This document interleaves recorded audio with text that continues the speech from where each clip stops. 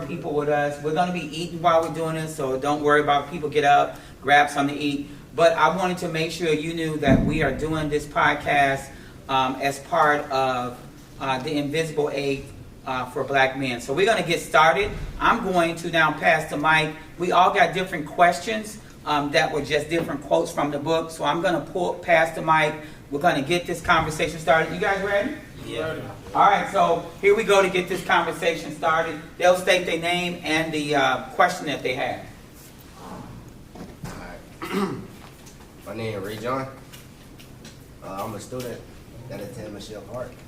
And my question is, checking in on your strong friends is a necessity.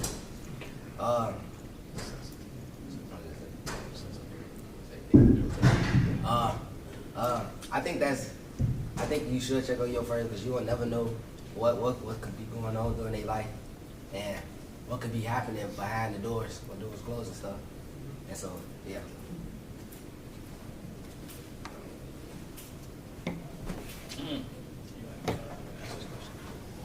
Anybody got thoughts you can? Yeah, I'll share.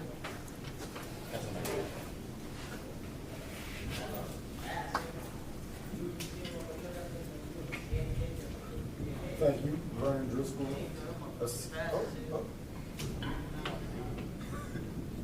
So we ain't heard nothing. Do I got to start over? Are we starting over? No. All right, so Vernon Driscoll, assistant principal at Michelle Park. The question was about checking in on friends, and I personally think that as we grow older, it gets harder and harder to like do those check-ins. But it's so important to just use our time, intentionally to check in on friends. So to my high schoolers in the room, the friendships that you create now, you all see each other every day. Enjoy these moments while you have them, because once you graduate, you probably won't see each other as often. So cherish these moments, and then also you have to get creative on how you can continue to like build that relationship as you become young adults and adults. So that would be my push for you all. And then us as the adults and older men in the room, like, if you have those friends that you haven't checked in on a while, just check in on them, see how they're doing. It can mean the world to that person. So that'd be my push. Since you got the mic, you go with your question. Oh, okay. So my question looks like, so what does that say? Where do you see the light starting to peek through in your life right now? Ooh, it's summertime. That's where the light is. No, but this is my 10th year in the profession, and I built some amazing relationships with some amazing guys in this building, outside of this building. So just like the friendships that I have, that's what the light is peeking through for me personally. The mentorship, the things that I learned from the media, things that I learned from my young men here, because you all are teachers too.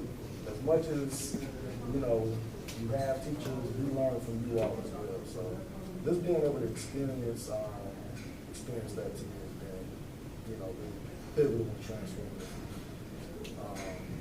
as I continue to grow. Can you repeat your question? Yes, the question is, where do you see the light starting to peek through in your life right now? For me, it's my relationships with the men in my life.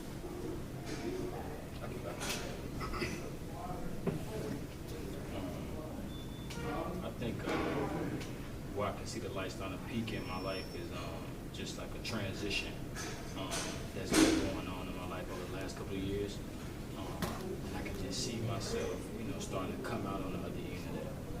With just relationship building, understanding the truth that I have around me, understanding like what I got in my corner, and seeing that light and seeing who actually are part of the team can help me prepare further as to what the future will look like. And then clean the smoke of everything that's behind. Letting go of the baggage, letting go the stuff I thought I had to carry on, and can just see, just further down the line about what I want to do, who I'm doing it with, and then what it's going to look like over the next couple of years of my life.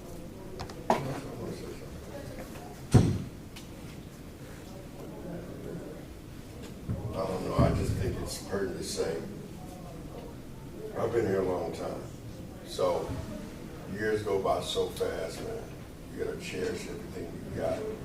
And when I look back on my years, sometimes you think that nothing you really did helped or meant anything.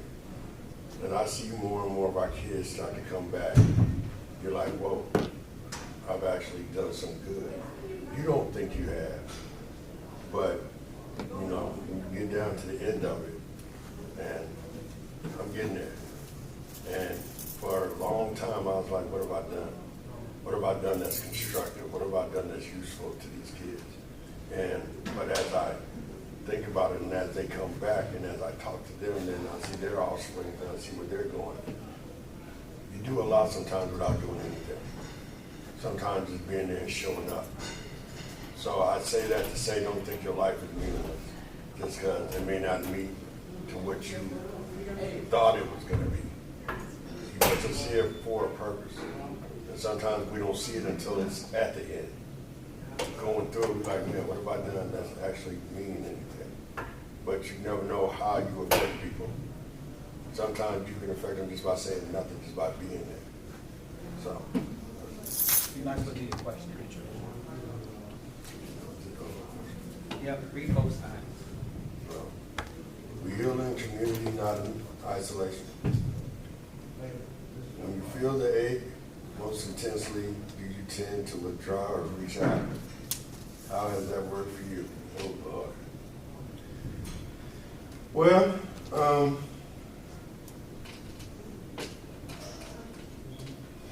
I don't have any of my family here anymore, as far as mine. Just my daughter, that's it, my brother's gone, my mother and father passed, my uncles, aunties passed. So it's just me, my brother, my daughter, and my nephew. Now I got two little great nieces and nephews. My brother just had twins, but I talk, but I don't talk. It's like a lot of people here don't know anything but other than what you see here. There's very few that know about what goes on outside of here. And you try to open up and you make relationships as to where you can, but it's okay sometimes to be a little sheltered because everybody doesn't need to know your business. You know what I'm saying? Be real careful about who you share and who you tell it to, because somebody can take it and just twist it, But I've learned how to trust because my parents been gone now for almost 12 years. It's been tough, man. Ain't nobody here but me. That's why when you see me sometimes I'm real reserved because who can I trust that's here really, except my daughter. My brother's gone. But some of these men around here I've learned to trust, you know what I'm saying? And it takes a lot. It takes a lot to get into it with me. But sometimes you gotta open yourself though. Because if you don't and you hold that in too much, it may do more damage than good. So sometimes you gotta take that leap, you gotta take that step out on faith and just trust that somebody's actually here for your own good. And if it's not meant to be, you'll know. And somehow you'll get rid of that person. But Can I say something? that's it. So one of the things that I would throw back to Simmons is how important it is to be vulnerable. And I think sometimes we as black men especially do not want to be vulnerable because we're afraid to get hurt, afraid of showing our business. But I think that at some point you have to decide, like, I'm going to have to show this because that's part of the invisible ache, that we're aching because we keep it invisible. And not very many people might have known that you're the only one here from your family. But at the same time, you also still can't be afraid to share because when we share, what happens is it gives us that release. And you'll never know who you can trust if you never open up your mouth to trust them. And so the times that when we think about the invisible ache that we're sitting at home or doing nothing or quiet, it doesn't mean that the ache is gone. It just means that we are babysitting the ache until it doesn't feel as hard, and then we move on. And I think that's what was really important about the book, is to make sure we find somebody that we can be a part of being vulnerable with. And it's a strike one, strike two, strike three, because some things you might be able to be vulnerable with me on, you might be even able to go deeper with Mr. Williams on, or deeper with somebody else. So we all would probably play a different level, but you have to be open to let us do that. All right, I'm turning it over to Wiggins. Oh, just put something down. Hello, everyone. You want me to go, Wiggins? Go ahead, let me see. I go. You good. Take your time. My name is Trinell. My question reads, how can you allow your faith and mental health journey to work together instead of seeing them as a conflict? How can you allow your faith and your mental health journey to work together instead of seeing them as a conflict? That's a good question. I'm super faith-based. I believe in God. And I think with that faith married to mental health, it kind of just let me know that everything will be okay eventually. And so I just always try to stay on the high road when it comes to faith. And so anything I'm going through mentally, I just think that as long as I line myself up with the things that I believe God has called me to do, then my mental health will be restored and I'll be cool in the long run. So I just try to marry those two, and I think that's what gets me through it. I'm ready for that. And I didn't know the questions. Seriously, I kind of wrote them and put them out there. But here's what I would say, is that sometimes if we marry them, then what happens in church that I know, the church I know, is we'll pray everything right. So instead of saying, no, that's a problem, I'm tired, or my brain is tired of thinking, I'm mentally drained, we do a lot of, because my church said, let's pray it away. So I struggle with saying that I let them get married and being the same, because I don't know for sure, but I'm going to give it to Mr. Ramey so he can kind of help it out. But you shake your head an awful lot. I also believe in God, go to church when I can. I think by keeping the two side by side, because we all gonna go through something no matter what. It's kind of like how you deal with it once it's on your plate.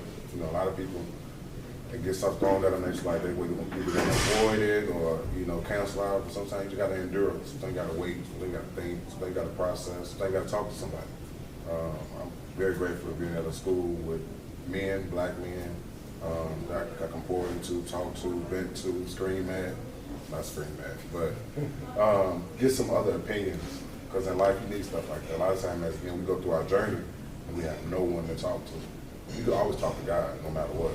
But sometimes you need that one person that you can talk to and channel that next emotion, that next step, that next thing you need to do in life. So I just wanted to share this since we're on the topic of faith and church, because I go to church too. This is the message that I wanted to share with you all. It said, transform your trauma, don't transmit it. And to me that was just so powerful because. Can you say that again? Transform your trauma, don't transmit it. So, the pain and the aches that we feel throughout life, we have to learn how to use those, not to our detriment, but to get us to another level. How can we take that pain and, use it as fuel to become better people and a better version of ourselves, and not then turn around and hurt somebody because we're in pain? How can we heal from it and then benefit the world? So I think that was such a powerful message that I got from church this past Sunday. I wanted to share that with you all. Nice. It's Wiggins' turn. He keeps moving out the way. He keeps putting things in his mouth when he says something. My name is Roy Wiggins. Uh-oh. President of Virginia Clark. Mindset. No more tacos. Right, no more tacos for you, man. You want to pass it and we come back to you again? Comparison is the thief of recovery. I just looking at how well others seem to be doing make you feel about your own unique pace of healing.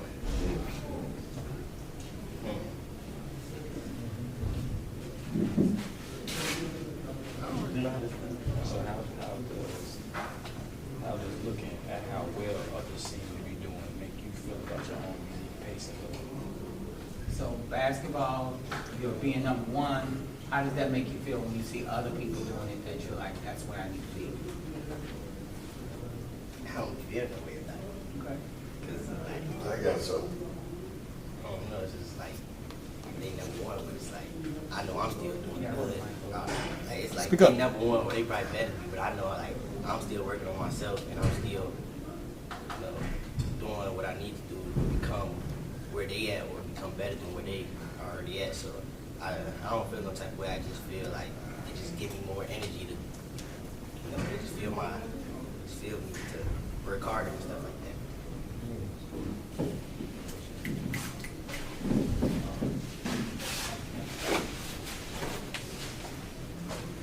So this goes back a long way with me. I find myself when I left college and got out and saw how some of my friends I went to school, what they're doing, what I'm doing. And I just had to come to the realization I'm where I'm supposed to be. And your journey is not my journey, mine is not yours. And your success is not determined whether I'm successful or not. And you can't judge yourself by what other people do, other people's accomplishments. You gotta have peace within yourself and know I'm doing what I'm supposed to do. And they may have more money than you. They may be at a higher status as they see it, but in my mind and myself, I'm at the status that I need to be. And just be confident in yourself, man. Don't let nobody else's success diminish what you're doing. That's for them. He's got a plan for you, he's got a plan for you, he's got a plan for you, he's got a plan for me. Maybe my plan is not to be a principal. Maybe my plan is not to be this. Maybe my plan is to be right where I am. And it took me a long time to accept that. Because some of us think, okay, yeah, I'm smarter than the place I'm at. I should be here. But sometimes that's not your position in life. And now I know why I'm here. I know why I've been doing what I've been doing. It took a long time to accept that. Because I think I'm a fairly intelligent person.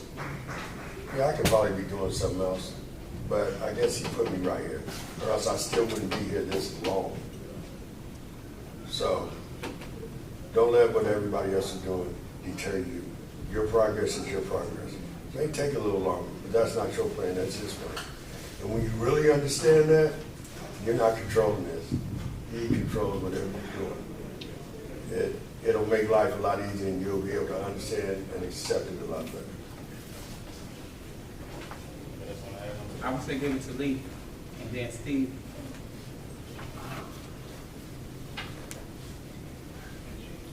Mine says, truth is the only thing that sets us free, but it often hurts first. What is a painful truth you recently accepted that actually made you feel more free? I would say a painful truth for me is the reality versus my expectations on people. I think that's a hard pill to swallow. I'm one of those people that think that every student can be great. And I'm one of those people that also takes that pain home when they're not great. So this year, out of all years, I've had to learn that it ain't my fault. You know, there's kids, maybe I'm in a different space. I can't reach them like I once reached them. And when you're a person like me that's very competitive, you want to win. You want to bring them along with you. You want them to win too. I think the hardest pill to swallow is when they can't win or they're not in a space to win. And I think, at some point, hopefully they'll win. But at this place in the universe, they're not ready for what I want to give them and what I want to see and what I want to hope for them. And that's adults too. We put these unfair expectations on what this person should be according to our opinion, and it's not up to us. That's a higher power doing higher things. So I think for me to become free, I've started that journey on not having these unrealistic expectations of people, but I haven't completed it. So I still have a ways to go in that journey, and just realizing that people are who they are, no matter what you do, what opportunities. You could take a horse to the water, but you can't make him drink. So that's my personal battle, and that's something that I'm starting to free myself from this year. Can I, No. Yeah, you can. No, I'm just playing. Let's come back this way. No. You finna start preaching. I'm not gonna preach. I wanted to echo what you said about trying to push. Who are you? Oh, I'm sorry, how you doing? My name's Terrence Head, Terry Head, coach. I want to echo what you said about pushing. Sometimes you push people, they don't want to be pushed, or your vision might not be what their vision is. And I think what makes me angry is when they come back and tell you, man, yeah, man, coach, or man, you know what, you said that and I didn't listen. And I always go back to when I was a kid. I wish I had somebody to tell me or help me or teach me to show me, so you wouldn't have to have that struggle. And that's what I think all of us in this building try to be, is that vessel for our kids so they don't have to struggle. But we can't make them all do it. They can't make adults do it. You know, I just wanted to add that. I read my question. Oh, you want to go, Steve? Okay. Yeah, I know I need my glasses. I can read this. Dang. Why you type so small? The ache doesn't have to stop. Okay, the ache doesn't have to stop at the end of the story. If you started a new book about your life, what would the very first sentence of the page say? That's tough. About my life? Hold on, his life starting now or? Yeah, because if the book ended right now and you read it, what would be your next? What would be my next?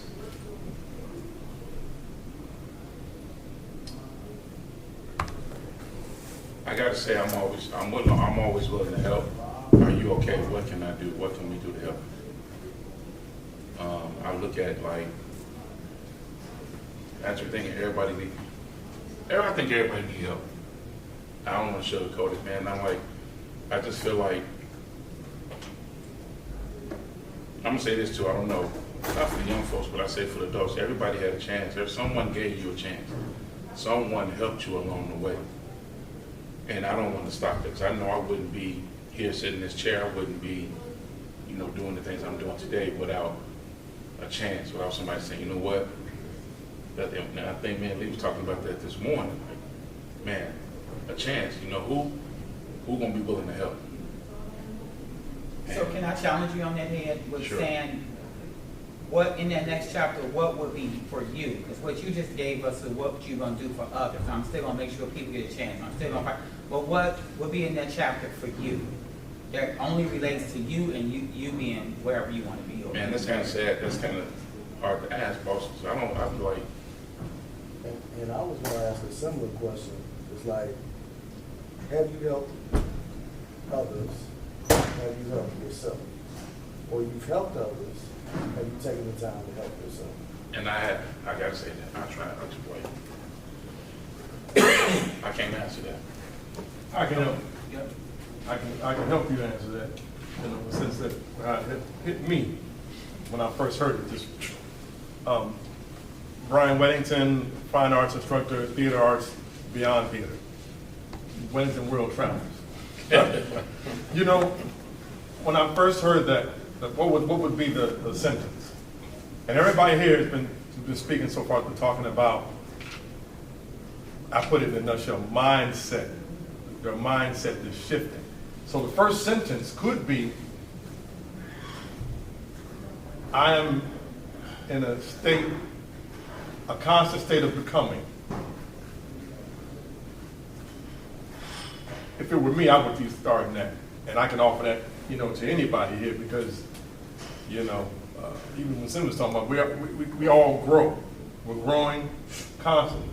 And for the young guys here, you're at different levels mentally than, these old cats at the table. Speak for yourself. All right, I will. I claim it. Not too loud though, because you don't know. But yeah, we're all at different levels of understanding life's journey. We've been places, we've done things. And I love when you said when people have helped along the way. We've had, and we're doing the same thing now. We're making an impact for these young people. But I remember I was helped a lot. But the help was easier to grab hold of when I made myself available to it. And I'm talking that to the young people. You have to make yourself available to it. What does that mean? What does that look like? Being your best selves, Like you say, not trying to compete with anybody else. Understanding somebody else's journey, honoring that, but honoring your own journey first. That's more important. And listening. Being a good listener. But yeah, I am, because at my where I am now, I'm at my state. I know I'm not done yet. We're not done yet, as long as I'm still breathing. But I believe in God too. I'm here for a reason. I always ask God, what dream do you have for me, God? What is my life's purpose? I am, like you, where I'm supposed to be, right here.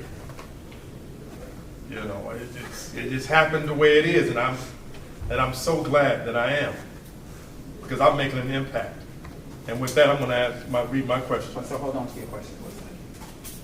I got to check. Thank you guys for joining us. We appreciate you. Make sure you see us for part 2 of this, where we will continue to talk about the invisible ache.